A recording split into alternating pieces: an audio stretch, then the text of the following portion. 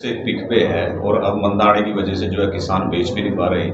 तो एफड का बड़ी बेसब्री से इंतजार कर रहे हैं कि उसकी परचेज कब अनाज मंडी में शुरू होगी। आज हमने सभी मंडियों में जिमीदार के रेट नीचे जाते देख के बासमती की खरीद को शुरू कर दिया है। जिस मंडी में कोई एक आदि में रह गया होगा वो 1 या 2 दिन में सब मंडियों में आड़ती बन के कंप्लीट हो जाएगी। पर हमने आज परचेज जो है वो मोस्टली शुरू कर दी। आप देखो, एक्सपोर्ट के अंदर बाहर की मार्केट की पोजीशन चलती है। हमारा हैफर्ड का एक ही उद्देश्य होता है कि कोई भी क्रॉप जब वो नीचे जानी शुरू हो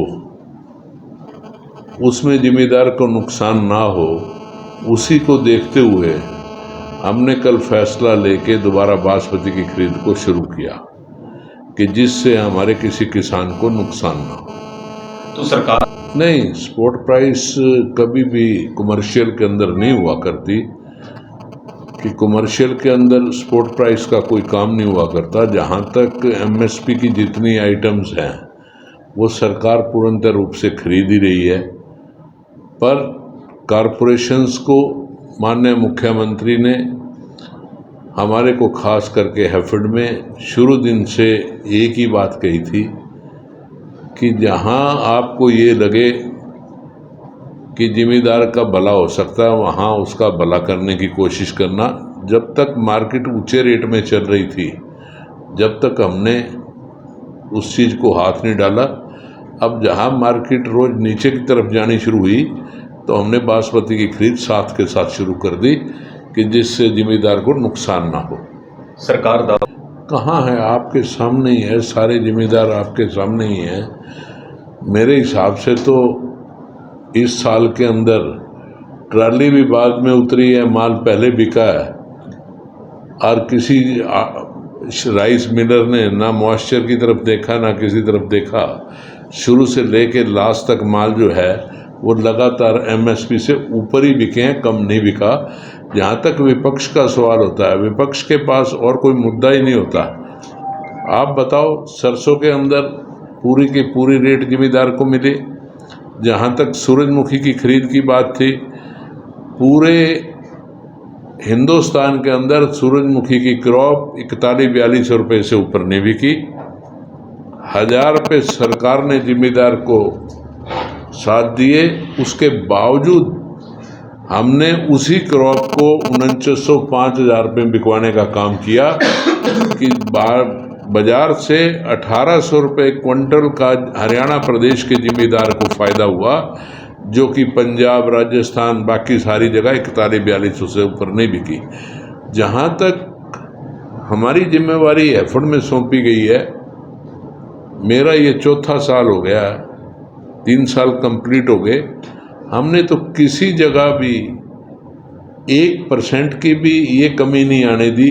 जहाँ मार्केट किसी चीज़ की नीचे जानी शुरू होती है वहीं हैफर्ड मार्केट के अंदर होता है और बाज़ार में हम माल परचेज करते हैं, जिससे हमारे जिम्मेदार को कहीं नुकसान ना हो। चेयरमैन देखो, हैफर्ड का कोई मामला नहीं नज़र आया, ना हैफर्ड के अंदर कोई ऐसी पोजीशन हुई है। यदि कोई गलत काम होता है या गलत काम करता है तो उसकी इंक्वायरी करके उसको पूरा का पूरा सजा देने का सरकार काम करती है। हम ये विश्वास से एक काम करते हैं कि चाहे हमारा किसान हो चाहे हमारा व्यापारी हो, वो ठीक ढंग से ईमानदारी से काम करे, जिससे प्रदेश और देश दोनों उन्नति के रास्ते पे चलें। जिस चीज़ की मैंने पहले बताया कि हमारी, आप 3 साल पहले को उठा लो कि आपकी बासमती की क्रॉप 3500 रुपये में भी नहीं बिक रही थी, मार्केट 3000-3200 रुपये की हो गई थी। जब हैफर्ड ने पहली बार उसको संभालने का काम किया और 3500 रुपये पे पूरी मार्केट को संभाला। पिछले साल के अंदर वही मार्केट हमने 6200-6300 रुपये तक लेके गए। जो हरियाणा प्रदेश जब से बना था, जब से ये सब ऊंचे रेट जो थे पिछले साल वाले रेट सबसे ज़्यादा ऊंचे थे। उसी को देखते हुए हर आदमी के अंदर एक दहशत थी कि हैफर्ड कब परचेज पे आएगी।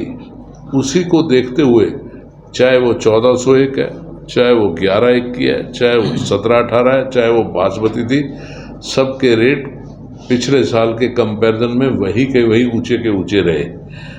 जो आज की पोजीशन है, आज आप देख रहे हो कि 11-1 की 5,000 रुपये, आपकी 17-18 45-46 रुपये, आपकी 14-1 45-46 रुपये। बासमती के अंदर 65 रुपये होके और वापसी डाउनफॉल स्टार्ट हुआ। उसी डाउनफॉल को देखते ही हमने ये सोचा कि जिम्मेदार का रेट कम नहीं होना चाहिए। हमने साथ के साथ खरीद शुरू कर दी कि जो भी होगा उस स्टॉक को गवर्नमेंट संभालेगी और उसका एक्सपोर्ट गवर्नमेंट को नफ़ा नुकसान बाद में देखती है। गवर्नमेंट का सबसे पहला एम होता है कि आप जिम्मेदार को जितना ज़्यादा से ज़्यादा भाव दे सकते हो, जितनी मार्केट टिका सकते हो, उतनी मार्केट करने का काम करो। और मैंने तो निश्चित रूप से पूर्णतः रूप से यही काम किया है कि मेरे किसी जिम्मेदार को कहीं भी नुकसान ना हो। चेयरमैन साहब,